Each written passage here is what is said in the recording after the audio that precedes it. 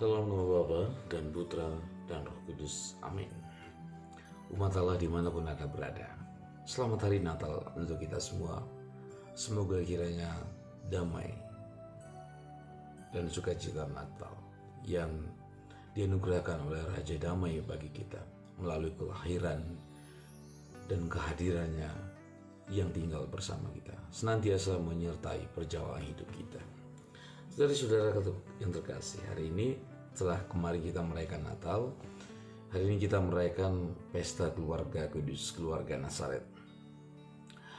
Yang Injil yang disampaikan kepada kita ialah Lukas 2 ayat 41 sampai 52. Ketika Yesus bersama dengan kedua orang tuanya pergi ke Yerusalem untuk merayakan hari raya Paskah. Ketika itu sesudah segala urusannya diselesaikan, peribadatannya semua telah diikuti, lalu mereka hendak kembali pulang ke kampung halamannya.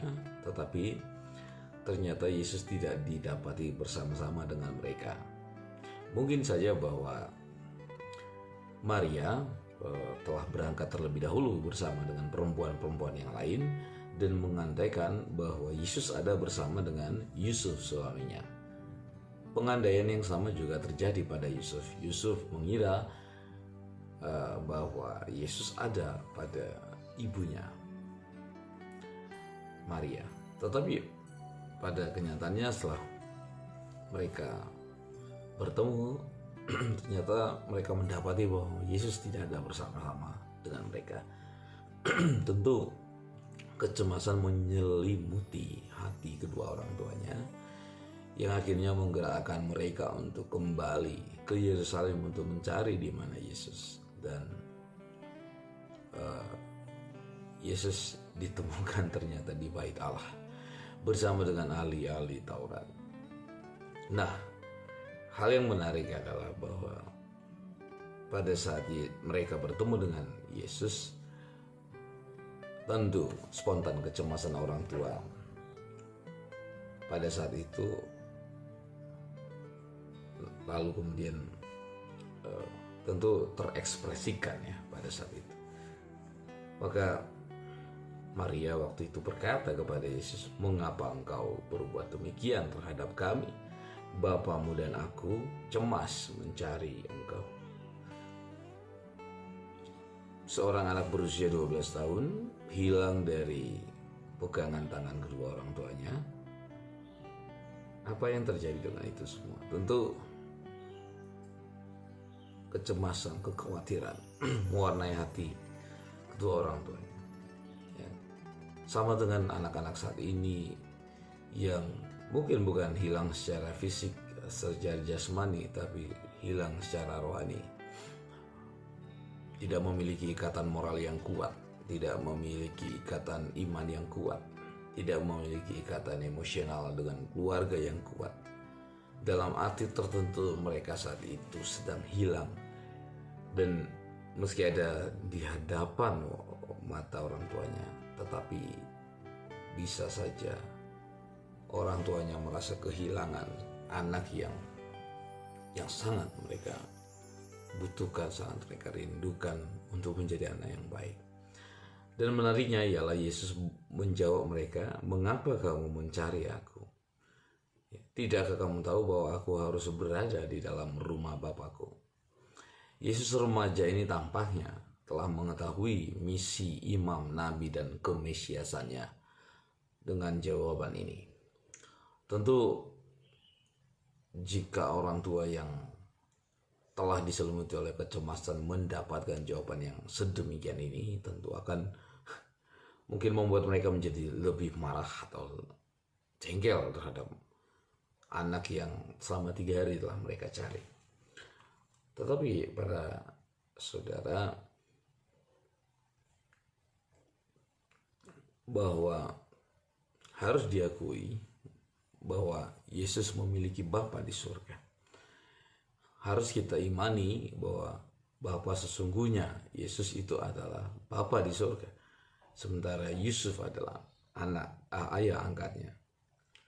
Kita mungkin tergoda untuk mengatakan bahwa kebanyakan dari kita, inilah perbedaan Yesus dan diri kita ya, bahwa kita memiliki kodrat ayah biologis, tapi Yesus memiliki Allah sebagai bapaknya.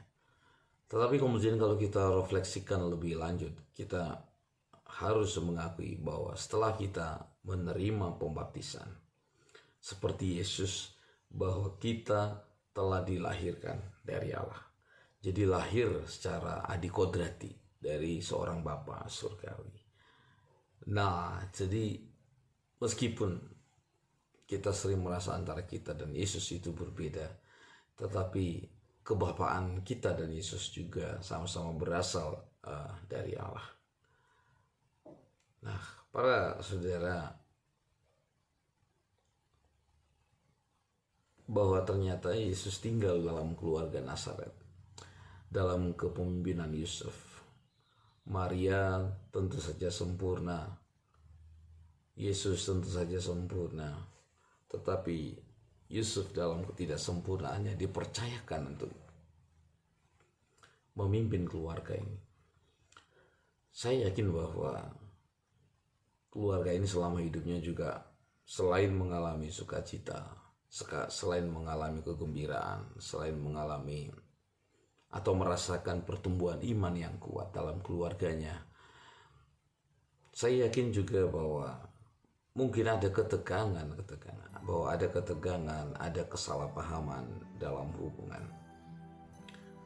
Nah, ini menyadarkan kita bahkan keluarga Nazaret pun sama seperti keluarga kita. Mereka menghadapi juga banyak persoalan, banyak problem. Tetapi pada akhirnya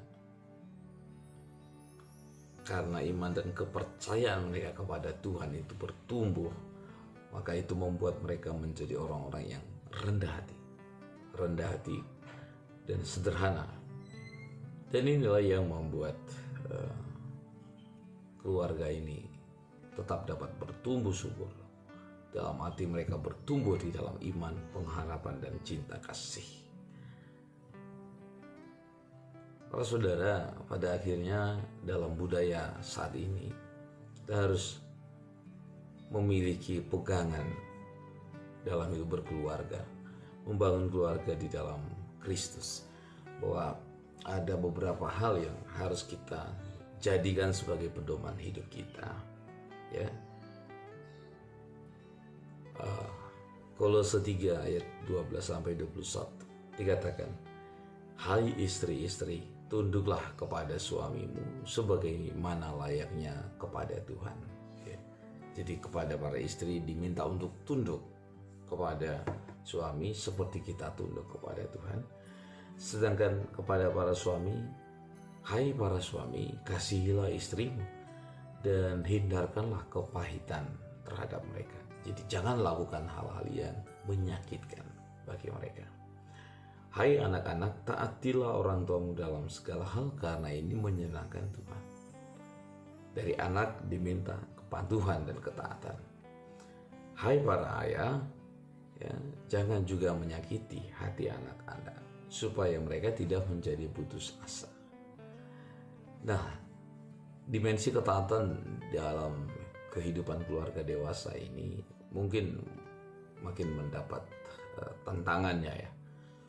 Tetapi kemudian dalam keluarga kudus, dalam pandangan kekristenan, tetap harus ada otoritas, bahwa suami dipandang sebagai kepala keluarga. Tentu saja batas ketaatan kepada otoritas ini seringkali merupakan ambang dosa, ya. Karena menaati seseorang dalam perbuatan dosa itu berarti tidak menaati otoritas yang paling tinggi, yaitu Tuhan itu sendiri. Jadi anak-anak tidak wajib mengikuti orang tuanya ke dalam dosa. Nah, para saudara-saudara kasih, saat kita dewasa, ya, dalam hubungan kita dengan Kristus, kita akan mulai menyadari posisi kepemimpinan apapun itu, ya. Entah itu dalam masyarakat, bisnis, gereja, atau di rumah tangga, bahwa tanggung jawab seorang pemimpin ialah untuk kesejahteraan orang lain. Dan ini merupakan sebuah hak istimewa. Apapun peran yang kita lakukan para saudara dalam keluarga kita masing-masing, hari raya ini memberi kesempatan yang baik bagi kita untuk memeriksa batin kita. Apakah kita ini sudah menjalankan tugas kita untuk membuat rumah orang Kristen yang bahagia dan ceria. Jadi pesta ini memberikan kesempatan bagi kita untuk mohon kepada Tuhan supaya kita seperti halnya keluarga kudus dapat menjalani kehidupan keluarga dengan baik.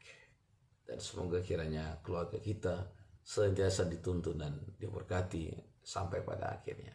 Tuhan memberkati kita semua. Bapa, Putra, dan Roh Kudus. Amin.